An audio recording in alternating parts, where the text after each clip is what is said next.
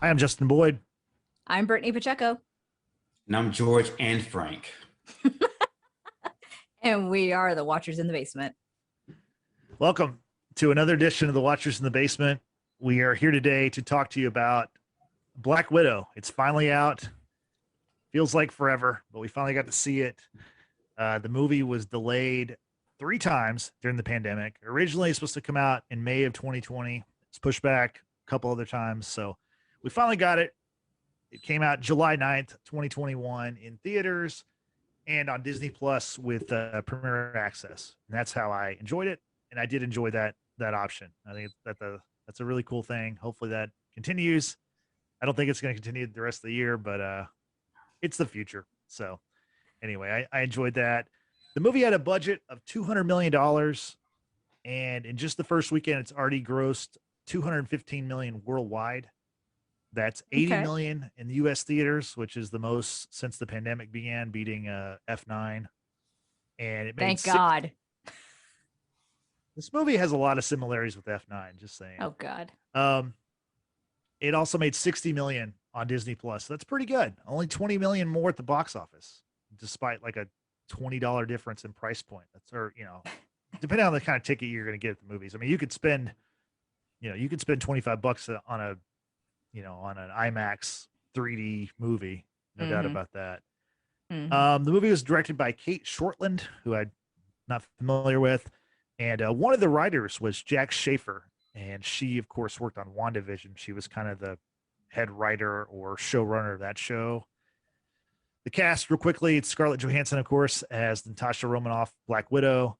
We have Florence Pugh as Yelena Belova, her younger sister. We have David Harbour as Alexei. He also is the Red Guardian, which is kind of the Russian answer to Captain America. Rachel Weisz as Melina, who is the mom of the family, and Ray Winstone as General Dreykov, the big bad in the movie. So the movie, it's not a prequel, but it's not a current day film either. It takes place, I guess, in 2016. It takes place between the events of Captain America Civil War and Avengers Infinity War. And it's the 24th film for the MCU overall and the first of Phase 4. So before we kind of talk about the things we liked or didn't like about the movie, what are your overall thoughts about Black Widow, Brittany? I really enjoyed it. I mean, first and foremost, I can finally say that I can now wear my Black Widow shirt. For those of you who are watching this video, I'm going to give you a little preview of what it is. Yes, give me Natasha Romanoff vibes. We're making that Black Widow symbol, and it's got like different adjectives for Natasha, her name in Russian. She's an Avenger. She's a trained assassin, of course, and things like that. So I am thrilled just to be able to wear the shirt now because I bought this months ago. But in regard to the movie, I was really entertained by it. I don't think off the top of my head, I can remember a movie that I've seen recently that had so much girl on girl like fight. Perhaps maybe one of the I said recently for me. No. You had me on girl. I was like, wait, what? Oh God. Right. Sorry. Leave it to Frank. Go ahead. I'm sorry. Leave it to Frank. Jesus.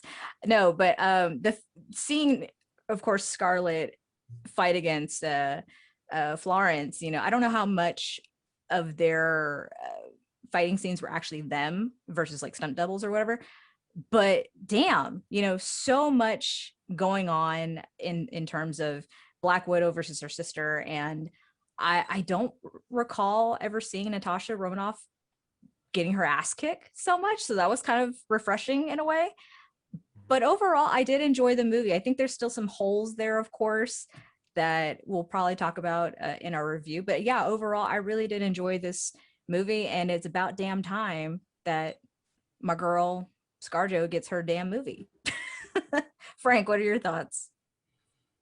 I thought it was one of the better Marvel movies I've seen. I thought it was long overdue, but given the pandemic and everything that was going on, I understood it.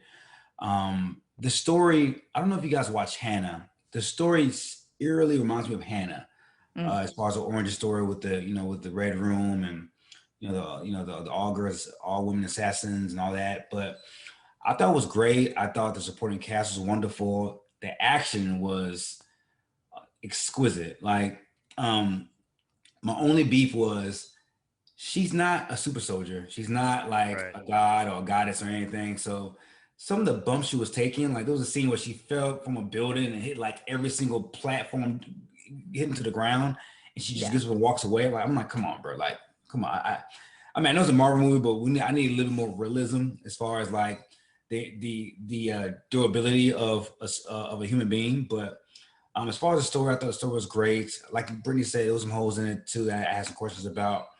But I think, in my opinion, I think it did a good job of giving the character closure, and while simultaneously opening up a gateway to a Disney series that's going to come up later on this year that I'm sure we're going to talk about in this episode. Yep, exactly.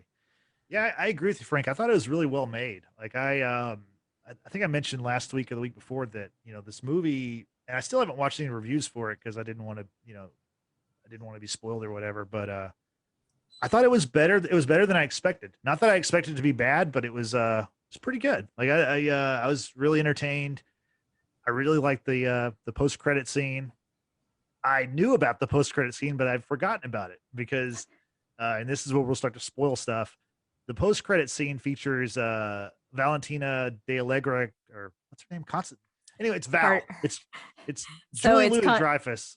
It's Contessa Allegra Valentina de Fontaine. Yes. Yeah. Okay. So Val for short, which is Don't Julie call her Louis-Dreyfus. Yeah. Julia Louis-Dreyfus character, which we saw in Falcon Winter Soldier. She was actually, this movie was supposed to come out before the series, and so we were supposed to meet her there, or this movie before we see her in Falcon Winter Soldier. I thought that was a cool addition. I thought the whole giving Yelena the iPad, not to be confused with the TemPad, with the photo of Hawkeye and saying, "Hey, if you want to." If avenge your sister. Yeah, your sister's death, then here's the man you should look for, which, like Frank just said, is going to lead to the Hawkeye series, which Yelena Belova is going to be in that series. So, yeah, overall, I enjoyed it. The action stuff, I agree, was really cool. But this is where I think it was very similar to F9, where you had a lot of crazy car stunts and motorcycle stuff and people falling that also aren't superpowered, just like how Vin Diesel isn't superpowered, despite he is, but he isn't. You know what I mean? Like he's not Superman, but he is. There were definite laws of physics being broken in this movie. Just when the girls are like falling out of the sky, like Yelena drops first, but then somehow Black Widow is able to like get to her quickly, put the parachute on, and like there's just no way, right? You know what I'm saying? Like, she propels off debris. Yeah. Launches herself to get to her sister. I'm like, bro, come on. Still entertaining as hell. I mean, I don't think, for me personally, I don't think there was truly like a dull point. No. I think even like this, the more solemn type scenes, I still feel like that was kind of needed in order to understand like who Black Widow is and then who Yelena is. Just the differences between the two sisters. I say that with air quotes, of course, but like there's still like this common enemy that they have to fight together in order to defeat. So I think, I honestly feel that everything was very necessary. I will say right off the bat too, I thought it was really weird that we saw a lot of the I don't know what you call it, I guess credits to producers and directors and things like that at the very beginning of the film, as opposed to other Marvel films that all that happens at the very end, like montages and things like that happen at the very end. I thought it was really weird to see it in the beginning, and I don't know if that takes away from anything, but it was just one thing. Like I said, I noticed that was a big difference from other Marvel properties. Yeah, it made it feel different. Maybe that's going to be something they'll do in Phase 4. Maybe there's a different aesthetic to that part. But to touch on the action scene, since we were kind of talking about them already, I thought the falling scene that you talked about at the end, Brittany, like, yeah, you're right. The laws of physics are definitely not followed, but it looked really cool. The fight between Natasha and Yelena when they first see each other after 20 years. It's a very choreographed fight, but but I mean, pretty brutal. Like they're, they're they're beating each other up and using, glass plates, and they've got what was it, the blanket or the drapes or whatever wrapped around their necks, and like it's Yeah. pretty crazy stuff. Um, the first encounter with Taskmaster on the bridge, that was a pretty pretty cool scene. So let me ask y'all just on this real quick, because it didn't occur to me. It occurred to John very quickly. When you first see Taskmaster, do you assume it's a male or a female? Did you Well, was that even a thought? Well, okay, so here's the thing, and I was going to get to this in a second, but so the Taskmaster reveal, I think, and I don't know about Frank what you thought about this, but I think going in, I think a lot of people on the internet I noticed thought that it was going to be Melina. Mhm. You were kind of led to believe it was going to be Rachel Weisz's character just from trailers and everything, and the fact that it wasn't was a surprise to me. The fact that it was a female wasn't a surprise. I mean, in the comic books, it's a male character. Right.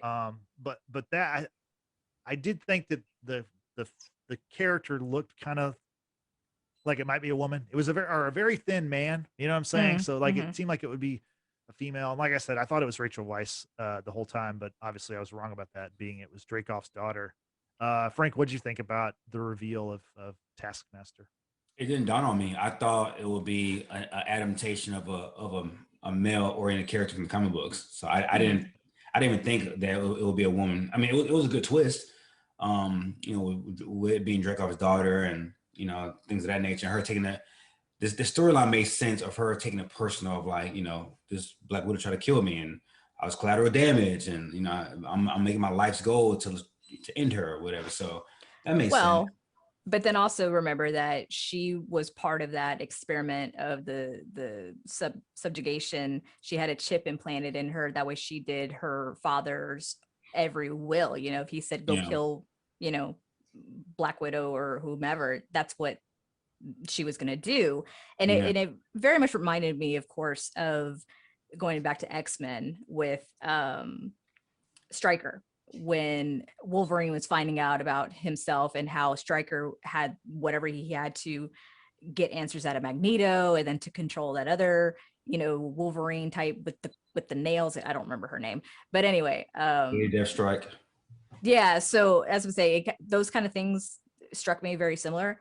But the fact that it never dawned on me that the possibility of Taskmaster being a woman was there. But John like picked it up really quickly. He's like, well, just like look at her, her build. Her shoulders aren't broad enough to be a male. And I'm like, well, this is also armor. But I saw where he was coming from. But then I figured quickly about the whole when Yelena had said to Natasha about how she didn't make a comment at all about killing Dreykov's daughter. I'm like, oh, well, that's who Taskmaster Master is Dreykov's daughter. Like that to me was very apparent. I still don't understand, and maybe I overlooked it because I saw it twice. I still don't understand how Dreykov and the daughter got away from the explosive building in Budapest. Did they touch on that? Did they touch on how he escaped? Because that building imploded. They talked about that as much as we got an answer of how Natasha escaped General Ross at the very end. Okay. Yeah, I thought that was. I was like maybe I looked it over. Maybe I was just surprised by the action, but that was not explained to me in the movie. No. The only thing I can think of is it's because Dreykov was like this guy who's so in control, and he's like has all these agents and all these widows. My only guess would be that he expected the bombing to happen, and then he like fake. He wasn't actually there. The daughter wasn't actually there. You know what I'm saying? Well, the daughter was there obviously because she was injured. But I mean, yeah, she should have been blown up. And yeah, they didn't really explain that. And he too should have had some kind of like scarring or something. I mean, she had her face blown off, or like her eye was all jacked up and whatever. You know what I'm saying? So like, and if he escaped without his daughter.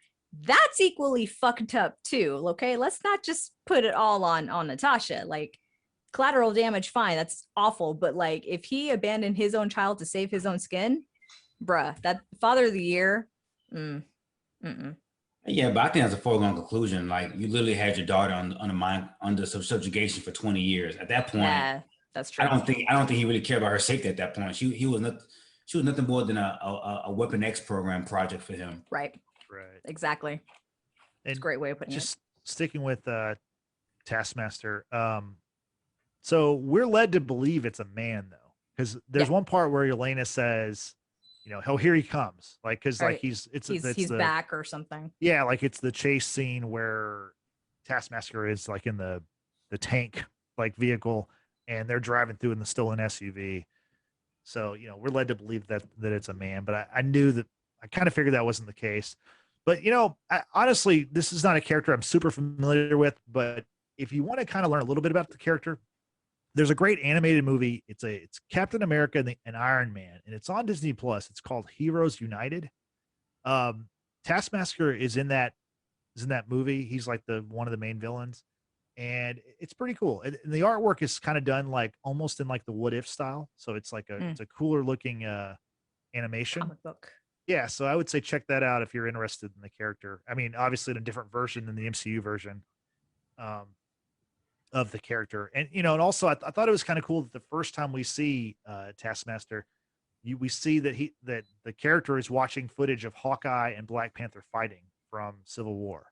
Mm-hmm. And then you notice later on in the movie, she uses the bow and arrow like Hawkeye, and then she has the claws like Black Panther when she's fighting Red Guardian. So that was a nice callback. And then of course they tell you over and over, you know, Yelena tells us and Dreykov tells us that, you know, she can mimic. She has the same fighting style. And she sees this fighting style. She's like a mirror. So they did a good job explaining, like, because that's the main part of the character. Whether it's a man or a woman I don't think really matters as much, as long as you get the costume right and the fact that, you know, the powers, the abilities or whatever, which they nailed that. So well, and let's also not overlook the fact that Taskmaster had a shield, you know, and would toss that shield much like Captain America and you know, just use that over and over again. But to see how Taskmaster would analyze whoever she was fighting and like you're saying, mimic how Natasha, you know, from her back, you know, pop up back onto her feet and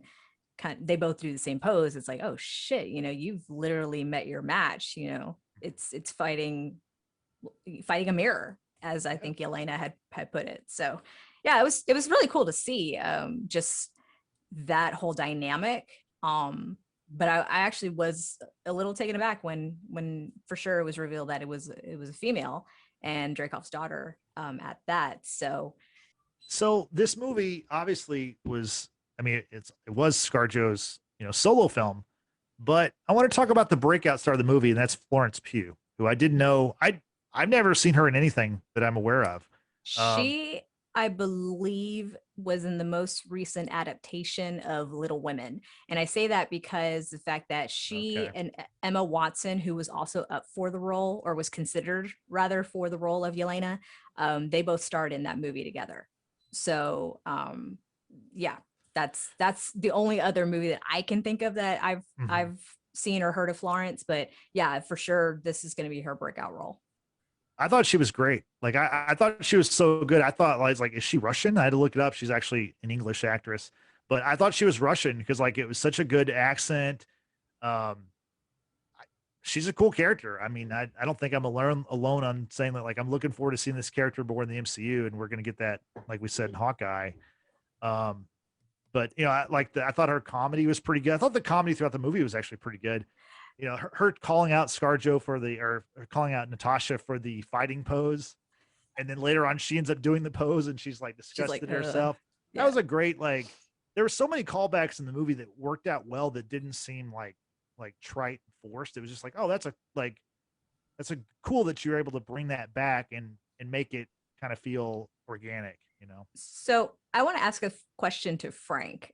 And I think we all strongly feel the same about Captain Marvel. Frank, I know for a fact, of course, you've talked about how the Captain Marvel jokes just, you know, didn't land. How did this differ for you, or was it the same at all? I'll put it like this. I was meh on like Hawkeye's upcoming series. now that I know that she's in it, and now that I saw her performance in this movie, I'm even more excited to see Hawkeye now because she's such a compelling character. She has more pizzazz and personality to her Black Widow character than Scarlett does. Scarlett was very good in her own right, but she has a more pizzazz, fresh outtake to her character, which I want to see play out on Hawkeye. I thought the jokes landed well. It's a very serious, dark Marvel movie. When you talk about little girls being kidnapped, you know, 1 out of 20, I think what it said, 1 out of 20 make the program and the rest get killed. Like, it's a very dark Marvel movie. And she did a great job of adding a lighthearted, comedic undertones to the movie, what I thought was very impressive. She was the breakout star in the movie, in my opinion. Yeah. So unlike Captain Marvel, I think she hit perfectly on her jokes. And I love the sister back and forth between her and Scarlett Johansson. I just wish I had another movie of those two before, you know, Scarlett bowing out. But no, I totally agree. This is way better as far as the jokes landing and the character development and like the acting per se. So I agree. And kind of on topic of the it's a very serious and dark movie, and one of the kind of in a way trying to make it lighthearted is how Elena, after they bust Red Guardian out of jail, she talks about, you know, having to have an involuntary hysterectomy, and she goes through all the details of that, and I am sitting there. Okay, first of all, this is obviously a very serious subject. Okay, I am not making lighthearted of any of that situation, right? It sounds awful, but her just going into detail and clearly making Alexei so uncomfortable, I was giggling the entire time because, you know, obviously I'm not going to try to get too political here, but for, you know, men out there to try to decide, you know, what goes through a woman's body and making those kind of decisions, and then a woman actually breaking it down, saying, you know, they go up in there and chop things to bits and shit like that. Yeah, don't mess with us, y'all. I'm just saying. But yes, in that sense of, you know, trying, it comes off kind of, you know, just funny, but it's not funny. It's really dark and sad. And she delivered. I mean, she absolutely delivered. And one other line for me that was just comical was how she was trying to break down the antidote of the subjugation chemical, whatever. And Natasha's like, you know, in English next time. And then she, you know, rattles off in Russian to simplify it. And it's like, smart ass, you know, that was good. That was good. I think, like you're saying, Frank, the back and forth between the two, Natasha and Yelena, I wish there was more. I absolutely do wish that there was more. But for what we did get, I thought it was just fantastic, you know, just how they played off each other. Absolutely. And I need to say this too. Rachel Weisz looks great. She's been in the game for a long time. And like, okay, she was in The Mummy. The Mummy came out, 21 years ago? Like, 1999. Like, she looks the same. Like, she hasn't aged a day. And I think Alexi's made a joke in there talking about how she didn't age a day. I'm like, yeah, I agree. She hasn't aged a day. Like, she looks great. Like, well, I was very surprised. You do know why, right? No. She's married to James Bond. She's married to Daniel Craig. Oh, well, that always make you feel young every day. Yeah. Because I think the last time I actually saw Rachel Weisz in anything was Constantine. That was like 10, 12 years ago. And yeah, man. Shout out to her, man. She did a great job too as Melina. Yeah, for sure. And what's his name? I can't think of it. The actor who played Alexei. David Harbour. David Harbour. I did not realize that he's married to Lily Allen, who's Alfie Allen's sister. I didn't know that. Allen, as in Theon. Oh, Theon Greyjoy. Yeah. Oh, wow. I was like, oh shit. Did not know that. Yeah. So many connections. It's so crazy. Yeah. So crazy. But that's you know, hindsight. But the fact that Alexei, I mean, David Harbour just did fantastic in this role, always making everything about himself.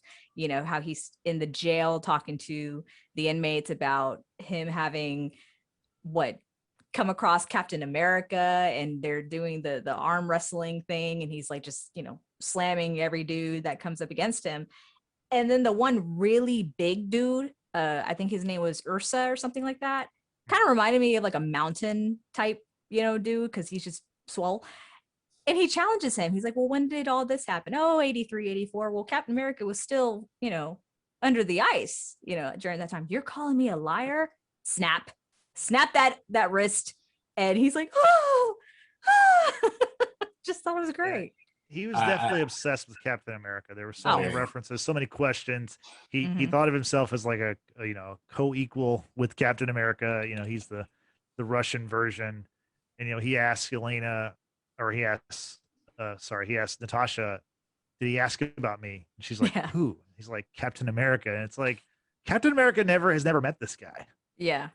Exactly. I don't believe. I mean, like, when would they have met? Like, he's been in prison for a long time, and Captain America was in the ice until what, like 2011 or something, 2010, 2010 or something. So like that. I don't think they met.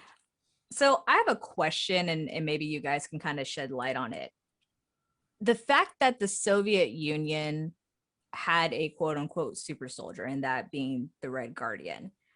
How did that come to be? Because I obviously know about the Winter Soldier program, right? And all that. Damn, what's his name? Erskine? Not Erskine, but the other dude with the glasses. He worked for the Red Skull. They were trying to. Oh man. So I guess my real question is, how did all that come to be with the Red Guardian? I mean, were they able to really duplicate the super soldier serum, or when was he created, if you will? So in the movies, they don't talk about when that was created. In the comic books, there are different forms of the super soldier serum. Okay. Erskine was the first one to make a legitimate perfect strain with no side effects, right? Okay. Yeah. But I know Natasha's father created the super soldier serum for Russia, and in the comic books, Natasha is a super soldier as well. So they changed her story in the movies. So in the movies, I'm not sure who created it in the movies per se, but there was multiple strands of the super soldier serum created all throughout. Got it. But what I found interesting in the movie is that, and Melina talked about it, I think, at the dinner table when they all met for the first time after 20 years. She talked about how they were in Ohio working undercover, and she was the brains, and Alaska was the muscle. And while they were working at that Ohio State or Ohio University, they found out that SHIELD operation was really a Hydra operation. So they weren't working with either or. They weren't Hydra or SHIELD. They were a separate Russian entity that came across, oh shit, Hydra is working at SHIELD or whatever. So that was kind of a cool fabric that they added in there, saying that, kind of showing you that Russia was its own power going on under the shadows that Dreykov was talking about. But yeah, in the movies they don't talk about who created it. But in the comic books, Natasha's dad created the super soldier serum for Russia. Okay, because that was something that was very much the theme of, like, family, of course, was talked about a lot throughout this movie. The fact that the family that we saw in the beginning of this movie with the girls, it was all fake, right? The fact that it was revealed to Natasha that she claimed that her mother just, threw her away and what have you. But then the truth was that, kind of similar to what we see in The Boys, is that the families are paid off to experiment or to, take these kids who show some kind of sign of any capabilities, right? And so Natasha's real mother is dead. There was no mention of the father, right? And how Yelena said that even though this was like a fake family, this was real for me. She was like 6 when we first opened with this movie, right? I don't know how old Natasha's character is supposed to be. I mean, considerably older. But like 12, I bet. That's 12, what I was 13, thinking. Yeah. 12, 13. Because that would put ScarJo in the right, age. So the fact 30s, so the fact that, like, it's heavily focused around family, and I really did enjoy that, because you see, like, the struggles that everyone went through. They try to say, oh, we raised you as best as we could, and and that's something that I think, like, all families can obviously relate to, and can sympathize or empathize and just say, yeah, I get it. It's tough. There's no manual about how to raise kids and how to be a perfect family or anything like that. You just do what you got to do. But the girls coming to terms with, who they are and their family and things like that. It was a nice kind of happy ending, if you will, but we know it's not a happy ending. But on the comment, Frank, about what Melina had said at the dinner table about Shield/Hydra, that's a really just great nod, because this was obviously supposed to be the first movie to come out for Phase 4, but that, or the first thing to come out for Phase 4, but that didn't happen, right? It went with the shows. But the fact that Val is Madam Hydra, but she worked for Shield and Hydra, right? She was like Nick Fury's lover. So that's like that great, like, sorry, that great tie-in, about how Shield and Hydra operated, and then how she's gonna, play a role into all this. So. Absolutely. Yeah, it's just Marvel doing a great job of just the continuity. Like, we found out in Winter Soldier and Captain America Winter Soldier that Hydra was infiltrating Shield all these years.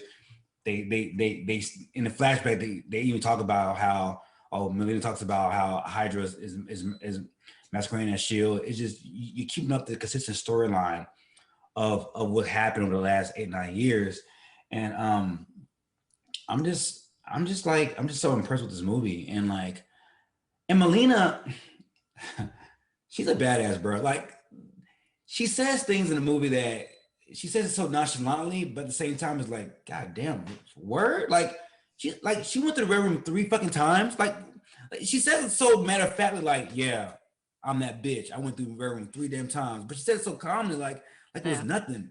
1 in 20 girls don't make the program. The other 19 are dead, and she went through 3 rounds of this shit. Like I'll listen to a Melina origin story. Like, she's cold as fuck. Like that's and and the movie was so smart too. Like, when they show offhand, like, how we thought Melina betrayed Natasha by calling by calling the assassins, or the Black Widows to the house. She's so smart and so shifty, and how she was able to even outsmart Dracoff a little bit. So the cast did a great job.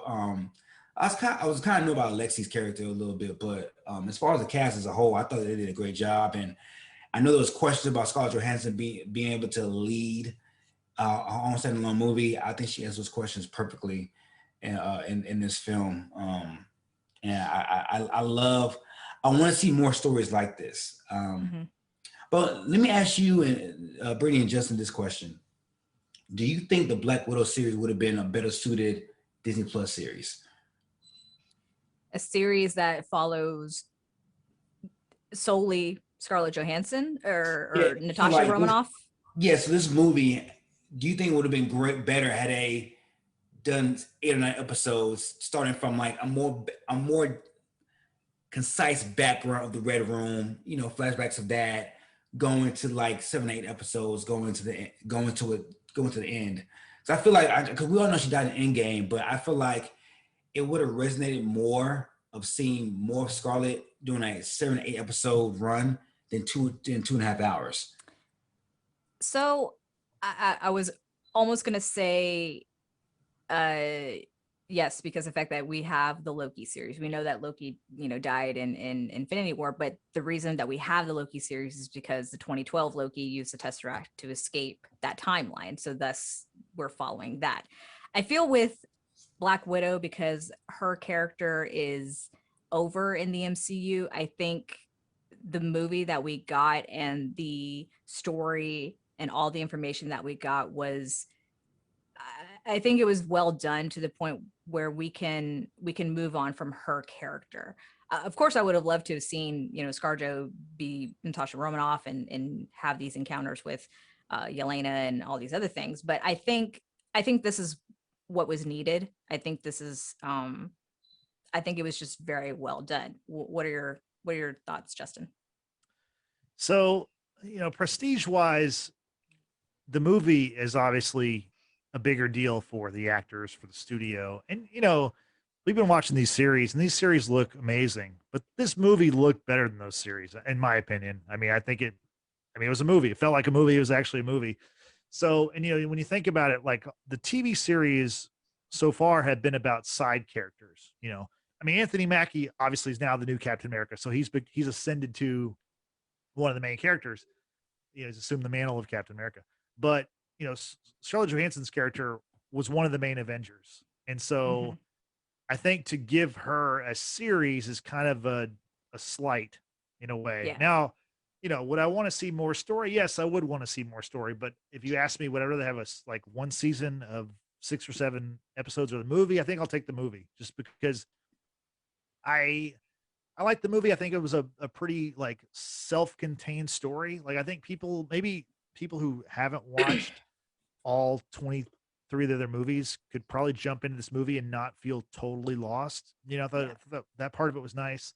So yeah, I'll take the movie over the series. But I mean, I'd like to I mean, these other characters, they definitely could be in a series. You could definitely, continue that. And like we said, Yelena is going to be in the Hawkeye series. So for sure. Well, Justin, you bring up an interesting point because you're saying possibly with her being a main Avenger, it could have been a slight, but Hawkeye, he's a main Avenger as well. That's true. But he's treated as a side. He's treated as like a side, not sidekick, but like that's even one thing that oh my God, what's his name? The actor. Jeremy Renner. Jeremy Renner. Thank you. Yeah. I spaced out on his name horribly. He even said it when he was first cast as Hawkeye or the character wasn't played out as how he thought it would be. So he wasn't happy with how Hawkeye was being perceived. So the very fact from the get-go, it's like, he's not necessarily a main Avenger, but he is. Yeah. But yeah, you bring up a very valid point, Frank, the fact that he's getting a series as opposed to his own movie. But then it's like, I feel like if it was Hawkeye with Natasha, it would have made sense because of the whole Budapest thing. Like, we've heard it for years about, this is like Budapest. It's like, you and I remember it very different, and I'm going to sidebar the fact that we went to Budapest and saw the importance behind that and how Natasha defected to, SHIELD with, Barton and trying to kill Dreykov. We finally got that story. We've been waiting for years for. Yeah. But is it Budapest or Budapest? I'm now saying Budapest the way that she says it. I think it's Budapest. I think you should ask the people of Hungary. Just saying. Oh, it's in Hungary? I ain't with that shit. I ain't know what it is. Yeah, it's in Hungary. I don't know any Hungarian people though, but if I ever meet one, I'll ask them. Back to the whole movie kind of construct of these characters. In fairness, whenever they made like the Ant-Man movie, that was kind of the one where it's like, oh, I mean, even Guardians of the Galaxy, these are not super well-known characters, right? And so, Black Widow and Hawkeye, I guess they do have their own comic series because I guess every character kind of does, but they're not like, I'm sure there are gaps in years between like a Hawkeye series and a Black Widow series, whereas I would assume that Iron Man and Captain America kind of keep on running, with DC, like Batman and Superman always have a comic and it's a new writer, new artist. Those kind of keep going, but then like the lesser characters don't. So I think it's more like that. That's probably a bigger part of it. It's just, they're not big enough characters, but you do make a good point about Hawkeye. But I guess I've always kind of felt he was kind of a side character. Yeah. I have a quick question too. So the beginning of this movie, we see the young girls, Natasha and Yelena, in Ohio as family. What did y'all think of the actresses that were cast as young Yelena and young Natasha? I was a boy initially. The girl played Natasha. I thought it was a boy at first. I didn't know it was It was a very boyish looking girl. I knew it was supposed to be Natasha, so I knew it was a girl, but it was a very boyish looking girl. Yes. What was another girl I thought was, Yelena, as the little Yelena seemed like, cute little girl. Like she was like, what, 6 years old or something, 5 years old. Yeah. So. I was a little kind of just thrown off by Natasha having like the blue hair, and I'm thinking like, why is this like, why, why are we hiding the red hair? Is it, I would like background information about that. Or is it just the typical, like a teenager, like I want to, do crazy things, I want to wear crazy things just to. They were undercover, so maybe it was that's true. My father undercover stick during the 3 years they were in Ohio. I didn't get enough clarity on that too, because they said they were together for 3 years. So prior to that, where was Natasha and where was her sister? Natasha presumably had been in the Red Room, because remember when they make it to Cuba, I think it was Cuba that they flew to, that when the guards were about to take Yelena and she takes the gun away from that guard and threatens to kill everyone, she looks to Alexei and says, she's just 6 years old, and he goes, you were younger when you went. So if Natasha was, if the story is true about her family having been paid to take Natasha as an infant, to raise her in the Red Room and to train her, et cetera, like that's all that Natasha's ever known. And if she was needed to go undercover to pose as a family, with other agents, then, there you go. But that's a life that she ultimately didn't want. She saw the normalcy of, suburban life, if you will, and didn't want that for Yelena either. So that's why she's pleading, she's only 6, like, don't do this. So Natasha's always wanted out, it seems like. And when she finally had that opportunity with Clint to defect to S.H.I.E.L.D., then she took it. So the subjugation chemical, whatever, was not in play when she first defected from S.H.I.E.L.D.? Because Melina had been working on this since Natasha was 12, 13 years old, apparently, in Ohio. Right. So when did it come in play, this subjugation chemical? I don't think we have that answer, because we also don't know how long ago Natasha had defected. And so let's say if that happened after her defection, then that would make sense as to why it never happened to her. Why it would have happened to Yelena and like all those other girls that were in the Red Room. So yeah, because if you want to do a timeline, she first appeared in Iron Man 2 in 2010, right? So that was was it that long ago? Yeah, because Iron Man 1 came out in 98. I mean, 08. 2008. Yeah. 08, and then Iron Man 2 came out in 2010. If she went back to the Red Room in 95, that means that was what, 15-year time difference between. Yeah, so she'd be like 27 or something. Where they debuted in Iron Man 2. That's a lot jam-packed in 15 years, man, to all of a sudden gain the trust of S.H.I.E.L.D. in 2010. So, exactly. I don't know. The timeline is a little bit jumbled a little bit, but as far as the movie itself, the action and the characters, they all did a great job. Yeah, I was impressed with especially the young girl who played young Natasha. Just the kind of ferocity that she had to deliver in protecting young Yelena and telling the guards, I'll kill you, I'll kill all of you, and in English and in Russian, because Russian's not an easy language to try to speak. And I was very impressed by her performance, and I hope that she continues acting if that's what she wants to do, and hopefully we'll see her in other shows, movies, and she plays this badass type of female. Like I was impressed. She definitely gave me Hannah vibes. Definitely give me Hannah vibes. I was like, this is Hannah. This is a Marvel version of Hannah all over again. That's too funny. That's too funny. I did appreciate the montage of seeing what the girls went through after Cuba, and then being selected, and then going through the training, and then it fast forwards obviously to present day Natasha Romanoff escaping General or Secretary Ross. What did y'all think about him being brought back into the movie, or back into this whole thing? I thought it was pointless. I didn't think. I mean, they had him in the trailers like he was going to play an integral part.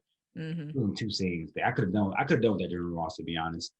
I mean, because like the ending scene when she lands and everybody's leaving, and General Ross gets there, and then it skips to the mid-credit scene. I'm like, I just feel like they just want to put William Hurt in there just to put him in there. I didn't feel like he truly had a place in this story. Now, Yeah. if you want to have him in an opening scene where she escapes, that's fine. But I didn't need to see him again. It was, I just feel like they just had extra scenes that they just want to throw in for the movie. Yeah, I thought he looked pretty rough too. And I don't know if I mean, obviously it's an older person, but was he made to look older? He did, like, his face like kind of didn't look real to me. I don't know if y'all noticed that, but Yeah, William Hurt is, I couldn't tell you how old William Hurt actually is, but the fact that she made a comment about, is this your second triple bypass? I think because that, and he's like back at work and he's probably in rough shape, and he's just doing what he's supposed to be doing, I guess. So I'm sure there's a real, along the way we'll get him back in another series or another movie, I'm sure, and what have you, but like how Sif was brought back in Loki, because I think she's going to be in the next Thor movie. This is just like his reintroduction, back into Marvel. He was in Endgame, correct? Oh, the funeral scene. So I mean, it's not like he hasn't been away that long. It's just right. He was in Infinity War too. Yeah.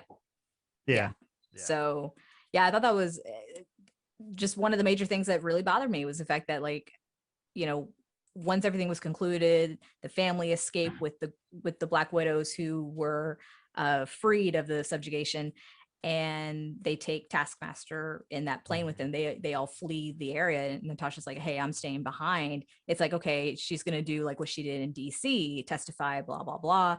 But then it just cuts away to when we see her with the short blonde hair. And I'm just like, wait a minute, like, how does she escape him? Like, what happened? She was better off just leaving with the rest of the crew. Right? It was so weird. So strange. As far as characters that I thought were strange in this movie, the one that was like, not that the guy was bad, but it was just weird, was the guy who was helping Natasha, who I guess were like, he has a name on IMDb. The character's name is Mason. Did they ever call out his name in the movie? I don't remember it ever being said. You never said. Like, it's like the way he's acting toward her, obviously he knows her, but like, he's almost like, the way he's presented, it's like we're supposed to know who he is, and it's like, who the hell is this guy? Like. So I because again, they did the credits at the beginning of the movie. Right. I saw his name and I'm like, OT. I'm like, oh shit, he's in The Handmaid's Tale. He plays the husband to the protagonist in the show, and I was like, he's British in this movie, and then I had to look it up. I'm like, oh shit, he really is British. It was weird. It was so strange. It was weird how he had such a prominent spot in the movie, and like they never said his name, and I don't know. It's just that was the biggest miss of the whole movie, because it was just like, that should have been somebody that we knew from previous movies that was helping her something. You know what I mean? But again, I feel like it's one of those things where we're either introduced or reintroduced to someone who's going to be, in the movies or other shows later on, because he also knew Yelena. And when he had said to Natasha, hey, all this packages or whatever, that's from the Budapest safe house, I lent it out to somebody else. That someone else was Yelena, obviously. Right. So he knows Yelena. Yelena, said something to him when they got the freaking plane to get Alexei out. So they all know each other. I mean, so all I'm saying is just give the character a name so that we know, because it was like, every time I saw him, I'm like, what is the guy's name? Like, why don't they tell us? Like, and then actually it's funny, because some places on the internet, all it says is his character name he was an agent. It doesn't even say his name, but then on IMDb, they did list his name as Mason. Mason. Yeah. Just bizarre. Yeah. That was a little strange for sure. Another question I have / plot hole. So pretty much when the movie ends and Natasha has that last vial of the antidote, she gives it to Yelena. Why didn't you just give it to Melina? She's a scientist. She can manipulate it. No, she said to give it to Melina, because they were all leaving together. But why didn't she give it to Melina? Melina was already on the plane or far away from her. I don't know. Don't be nitpicky. No, it doesn't. I mean, I'm not gonna give it to her. If I see a scientist who created the antidote, I'm not gonna be like, oh, by the way, give it to the scientist. As soon as I see her, I just saved 15 Black Widows on the plane. I'm not gonna be like, oh, by the way, give it to the scientist. I'm gonna give it to the scientist. Like, hey, we need extra vials because there's thousands of Black Widows out there who are still under mind control or subjugation or whatever. I don't know. I thought it was kind of weird. I wonder how that's all gonna like play out in the future, or not in the future, because obviously, the post credit we see Yelena visiting Natasha's gravestone, if you will. So it's like, okay, by that point, were all of these Black Widows liberated, if you will, or were they all part of the blip as well, or you know what I'm saying? Like, I'm curious about all that, of course, but the fact that, with Yelena having had that vial and having given it to Melina, right, to replicate the antidote, whatever. But then we see her with Val at the end, Val, who presumably works for Hydra or something. Yelena works for her. So it's like, Yelena, my girl, what are you doing? What's happening? I don't know. Isn't Helena more of an individual contractor though? Possibly. That's what she says. She picks her targets, yeah. Right. Okay. So she's like a sellsword. Yeah, I don't think she works for her per se. But I think she just picks up missions that she deems worthy of accomplishing. She did say to Val to not bother her. You're not supposed to bother me on holiday. So right. Mm-hmm. It just sounds like they have a working relationship of sorts. Yeah, So. yeah, but I think she also says that she's like an independent contractor. Yeah, she says something like that in that same scene. Yeah. So that's what she's getting at. And that's true. It seems like Val's whole group is going to be, these kind of misfits or cast off from these other properties, like with the U.S. agent, and I guess there's going to be more of those kind of characters. Yeah. I wanted to talk a little bit about the music. I thought the music was pretty good in this movie. You mentioned the montage earlier where we had a cover of Smells Like Teen Spirit, the Nirvana song, which I don't like the song because I've heard the song for so long, but it was kind of a cool, kind of reinvigorated that song to me. Mm-hmm. And I thought the importance of Don McLean's American Pie in this movie. Obviously, it was Yelena's favorite song as a kid, and they're playing it in the car on the cassette tape as they're driving away, trying to escape, when they're in Ohio. And then later on, they use it as a callback, as a way for Red Guardian to kind of reconnect, get back in good, with Yelena. He starts singing the song, so I thought the music was pretty cool. Honestly, go ahead. Honestly, when that song was playing, all I could think about was Michael Scott singing to the deceased model gravestone. He makes his own version of about her with that tune. I don't know if you remember that, Justin, but that's all I think about. No, I actually don't remember that. Yeah. He's like, bye, bye, Miss Chair Model Lady. Like, he was just so in love with the chair model. And anyway, it doesn't matter. That's all I could think about. So I'll just mention my last few favorite things before we wrap up here. I like the vest talk that Yelena, she was really proud of her vest. It can hold so many things. I thought that was kind of a funny scene. And then she obviously gives it to Natasha, who then wears it in Infinity War. Another costume thing, Red Guardian squeezing into his suit. He obviously gained some weight while he was in prison over the years, and then he gets into the suit, and that's obviously played for comedy. And then my last thing was Melina. We see that she's a farmer and she has pigs. And I grew up we had show pigs, and I thought it's pretty interesting because pigs are very smart, and I think that's the reason why she chose to experiment on pigs, because they're they might be smarter than humans. I don't know. I don't know if we're all super smart, but they're pretty intelligent as a farm animal. So I thought that was really cool. Were there anything y'all want to highlight? Any favorite things that we haven't mentioned that y'all want to talk about? I refuse to believe that this Russian agency was under wraps for 25 plus years, that's been on SHIELD's radar without being on the Avengers radar. That was weird to me too. I don't know about that. That's I mean, you know, we have a lot of like heroes and different factions on Earth, and for them to be in a pie in the sky for that long, I don't know about that, bro. That was kind of like, that was a stretch for me too.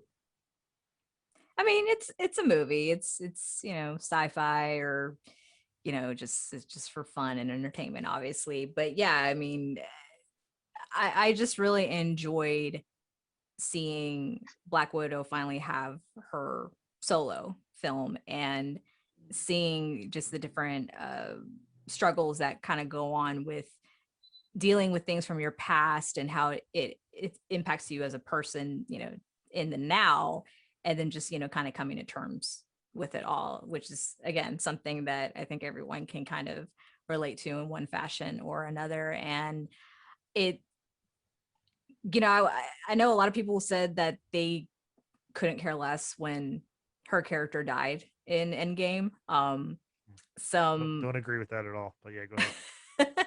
Because they do it so well. Like they make you Yeah. care about their characters, and like she's one of the main characters. So I mean, I don't think I really heard that take that much, but I don't agree with that take at all. Like if you don't care about her character, then why are you watching the Avengers movies? Like, I mean, for real, like what are you doing? Like, you know, there's other stuff you can do. It's a 3-hour movie, you know. So like one word, Justin: bodysuit. Just saying. I mean, I mean, I don't know. I mean, I think most people, where there's a lot of pornography on the internet, like where you don't have to sit through a 3-hour movie to watch a woman in a bodysuit for very true 15 minutes. You know, so.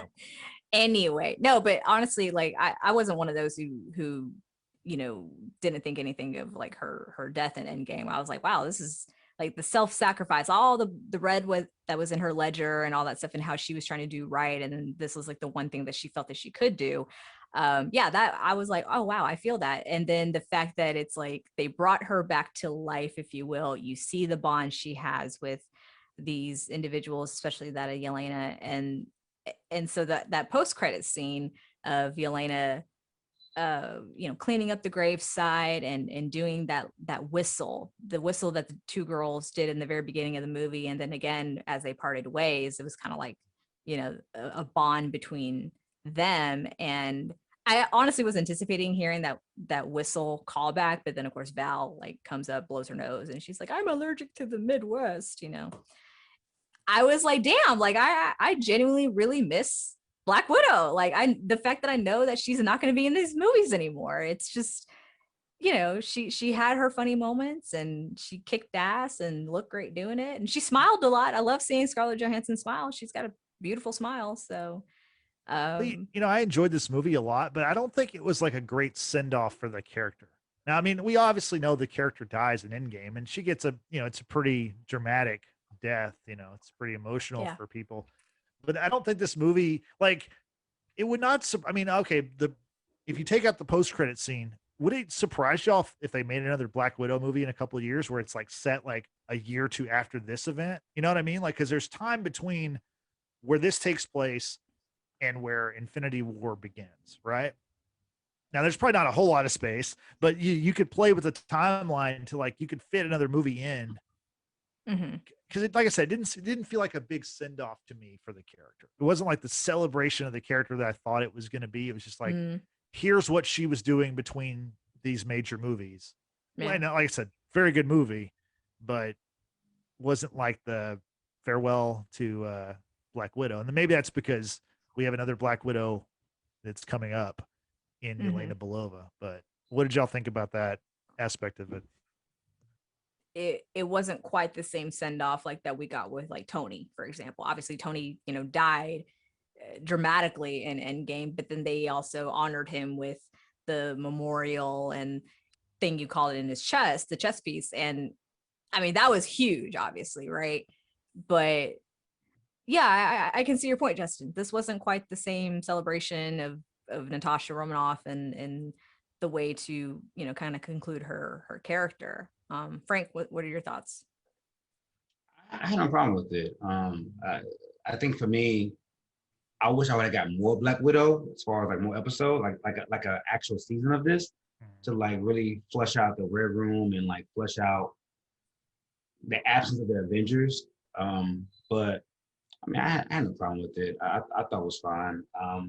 But I think with these movies, they're not rebooting series. So this is a universe that's been going on for the last, 13 years. So it's going to, I expected an end, and I'm not surprised how it ended, to be honest. This is a character that was she was an Avenger for a long time, but at the same time, she wasn't, Cap or Iron Man or one of the top tier guys. In my mind, is Thor, Captain America, Iron Man. So for what she was, I got what I expected. Do y'all have any other final thoughts before we wrap up here? Good movie. I will definitely watch it, multiple times, and I'm looking forward to seeing Yelena in future movie shows, and see just what her character development is going to look like, and what it's going to be with Clint Barton. Absolutely. Yeah, I do wonder how they're gonna, I mean, he didn't kill her, like we saw Endgame, like he was trying to sacrifice himself, but she just wouldn't let him, so Yeah. like, I don't know. I feel like, Yelena could maybe ask around and be like, so what happened? Someone could go, well, she one sacrificed herself. little Easter egg. I don't know if you guys caught it. I can't remember precisely at what point in the movie. It might have been after that fall, Frank, that you were talking about, how Natasha like fell from the very top of a building and like hit every level along the way, got up and like walked towards the other Black Widow who was about to kill herself against her will. As Natasha was hovering over that girl, she's wearing a necklace that had an arrow on it. I don't know if you guys caught that. So to me, like Clint Barton is her best friend, her mentor, if you will, and like just someone very special to her. I mean, and I'll stand by this until the end of time. Is that if you didn't know that Clint Barton was married with a family, you would have thought that something was going on between him and Natasha in these movies, right? And so even then, she wasn't quote unquote an Avenger anymore, but she still kept Clint symbolically close to her. So I hope that we'll get a really good story when it comes to Clint and Yelena and all that, that'll play out. Yeah, I think that'll be a big part of Yelena being, in Hawkeye. Mm-hmm. And I know that series is, I'm not even sure if it's begun production, because there's so much, we've talked about this before, with the Marvel series. There's She-Hulk, there's Moon Knight, What If we know is about to come out in August. There's looks so good. There's Miss Marvel, there's going to be Ironheart, there's Armor Wars, Secret Invasion. Like there's just so much coming down the pipe that it's it might be a while before we see Hawkeye. I'm not sure. Or maybe it's next year. I'm not really, they don't really release, well, maybe they have, but I just don't know offhand. But yeah. Anyway, there's a lot coming up. We'll be back later this week to finish Loki. Season finale, episode 6. Can't believe we're already at the finale. Yeah, but before we go, Brittany, can you tell everyone how they can find us on social media? Simply search The Watchers in the Basement on Facebook, Twitter, and Instagram. We appreciate all of those who have already liked and followed our pages, and we very much appreciate you liking our post and leaving comments whenever you do see something. And also don't forget to find us on YouTube if you already haven't, because we do not only video podcasts, we also do audio podcasts. So for YouTube, be sure to subscribe, hit that notification bell, leave a like, leave a comment. And again, for audio podcasts, you can find us on Apple Podcasts, Google Podcasts, and Spotify, thanks to anchor.fm, where they make it super easy for you to start your own podcast, just as we did. And last but not least, help grow our audience by sharing not only The Watchers in the Basement on your social media, use that hashtag Watchers Basement.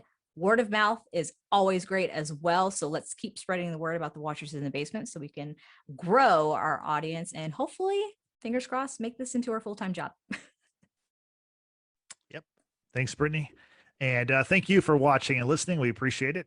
So for Frank, for Brittany, this is Justin saying we'll see you later this week when we review the finale of Loki. See you later.